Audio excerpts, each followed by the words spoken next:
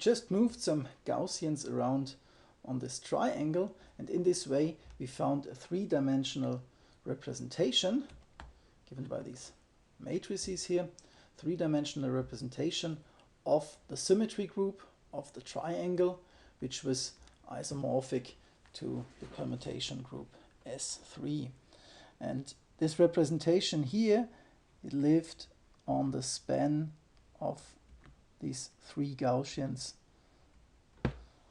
phi 1, phi 2, phi 3. Now I'll introduce another function, let's call it psi1, that is just the sum of all three Gaussians. What would that look like? Well, we just put another Gaussian here and here. And when we now act with our symmetry operations, this is invariant. The picture always looks the same after rotations and reflections here.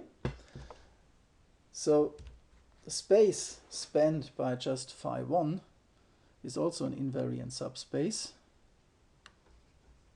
Span psi 1 is also invariant, and it carries the trivial representation of S3. Now I'll complement the psi 1 to a basis of the whole vector space here, of the span of these three phi's, by introducing a psi 2, maybe like this, phi 2 minus phi 3, and a psi 3, which I choose as 2 phi 1 minus phi 2 minus phi 3. And then it may make sense to normalize them in a certain way. And what can you do now? We can now take our symmetry operations and act on these psi's here, on these two psi's. We know what happens when we act on the phi's, so we can work out that acting on, say, psi 2 with one of the symmetry operations again gives a linear combination of psi 2 and psi 3, and the same with psi 3.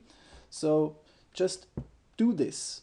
Pick one or two of these symmetry operations and work out what representation we have on the space spanned by these two, because that's again an invariant subspace.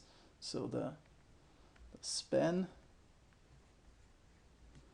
of psi 2 and psi 3 carries a two-dimensional representation. Okay, stop the video here, work out one or two of the matrices, and now compare to the matrices which I've written down here. That's this two-dimensional representation.